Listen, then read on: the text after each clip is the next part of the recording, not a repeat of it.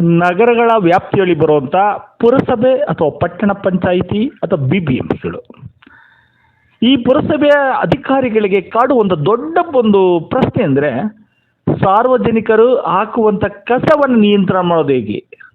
ಕಸವನ್ನು ಬೀದಿ ಬದಿಯಲ್ಲಿ ಎಸೆಯದೇನೆ ಕಸದ ಗಾಡಿಗಳಿಗೆ ಹಾಕಿಸುವಂಥ ಕೆಲಸವನ್ನು ಮಾಡೋದು ಹೇಗೆ? ತುಂಬ ತಲೆ ಕೆಡಿಸುವಂಥ ವಿಚಾರ ಆಗ್ಬಿಡುತ್ತೆ. ಯಾಕೆಂದರೆ ನಾಗರಿಕರಿಗೆ ಇಷ್ಟೆಲ್ಲ ಮಾಹಿತಿ ಕೊಟ್ಟರು ಸಹ ಅವರು ರಸ್ತೆ ಬದಿಯಲ್ಲಿ ಕಸ ಎಸೆಯೋದನ್ನು ಅಥವಾ ಪ್ಲಾಸ್ಟಿಕ್ಕನ್ನು ಬಳಕೆ ಮಾಡೋದನ್ನು ಯಾವ ವ್ಯಕ್ತಿನೂ ಸಹ ಬಿಡೋದೂ ಇಲ್ಲ. ಯಾಕೆಂದರೆ ಅವೆಲ್ಲವೂ ಸಹ ಹೊಂದ್ಕೊಂಡು ಬಿಟ್ಟಿದ್ದಾನೆ. ಕಸವನ್ನು ಮನೆ ಮುಂದೆ ಬಂದಂಥ ಗಾಡಿಗಳಿಗೆ ಎಸಿದೇನೆ ಸಹ ಅವರು ಮಾಡ್ತಾ ಇರೋದ ಕೆಲಸವನ್ನು ಬಿಟ್ಟು ಬರಬೇಕಲ್ಲ, ಅಥವಾ ಅಯ್ಯೋ ಗಾಡಿ ಬಂದು ನಮ್ಗೆ ಗೊತ್ತಿಲ್ಲ ಅಂದ್ರೆ ಏನೆಲ್ಲ ಒಂದು ಕಾರಣಗಳಿಂದ ಕಸವನ್ನು ಎಲ್ಲೋ ಒಂದು ರಸ್ತೆ ಬದಿಯಲ್ಲಿ ಎಷ್ಟು ಹೋಗ್ಬಿಟ್ರೆ ಪರಿಸರವನ್ನು ನಾವೆಲ್ಲೋ ಒಂದು ಕಡೆ ಗೊತ್ತಿಲ್ಲ ನಾಶ ಮಾಡ್ತಾ ಇರ್ತೀವಿ. ಇವುಗಳನ್ನ ನಿಯಂತ್ರಣ ಮಾಡೋದು ಹೇಗೆ ಅನ್ನೋದು ದೊಡ್ಡ ಪ್ರಶ್ನೆ ನಮ್ಮ ಪುರಸಭಾಧಿಕಾರಿಗಳಿಗೆ.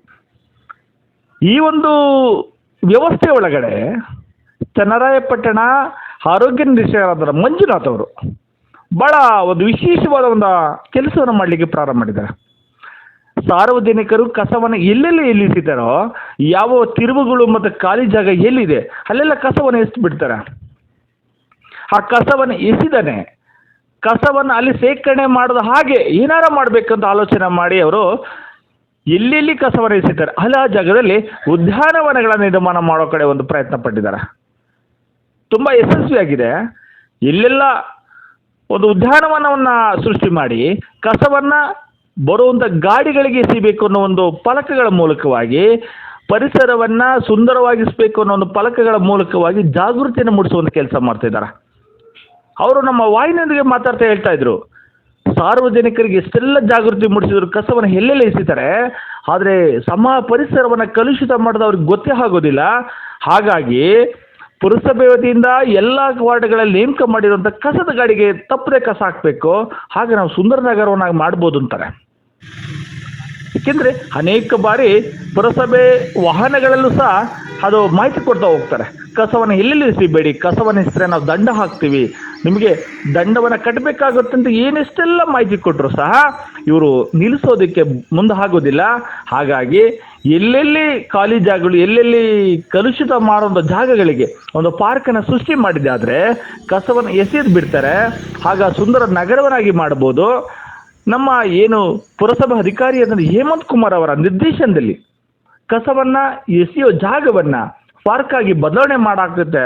ಹಾಗಾಗಿ ತುಂಬ ಈ ಸುಂದರ ನಗರವನ್ನು ಮಾಡಲಿಕ್ಕೆ ನಾವು ಹೊರಡ್ತೀವಿ ಅಂತ ಎಲ್ಲರಿಗೂ ಮಾದರಿಯಾಗಿದ್ದಾರೆ ನಮ್ಮ ಮಂಜುನಾಥ್. ಪೌರಾಡಳಿತ ನಿರ್ದೇಶನ ಬೆಂಗಳೂರವರ ನಿರ್ದೇಶನದಂತೆ ಸ್ವಚ್ಛತೆ ಕಾಪಾಡಿ ಆರೋಗ್ಯವನ್ನು ಓಡಿಸಿ ಎಂಬ ಶೀರ್ಷಿಕೆಯಡಿ ಮತ್ತು ನಮ್ಮ ಹಾಸನ ಜಿಲ್ಲೆಯ ಜಿಲ್ಲಾಧಿಕಾರಿಗಳಾದ ಶ್ರೀಮತಿ ಸತ್ಯಭಾಮ ಅವರ ನಿರ್ದೇಶನದಂತೆ ಚನ್ನರಾಯಪಟ್ಟಣ ನಗರ ಸೌಂದರೀಕರಣ ನಿಟ್ಟಿನಲ್ಲಿ ಈ ದಿನ ಚನ್ನರಾಯಪಟ್ಟಣ ಪುರಸಭೆ ವ್ಯಾಪ್ತಿಯಲ್ಲಿ 18ನೇ ವಾರ್ಡ್ ಮತ್ತು 20ನೇ ವಾರ್ಡಿನಲ್ಲಿ ನಮ್ಮ ಪೌರ ಕಾರ್ಮಿಕರ ಶ್ರಮದಿಂದ ಒಂದು ಸಣ್ಣ ಪ್ರಯತ್ನದೊಂದಿಗೆ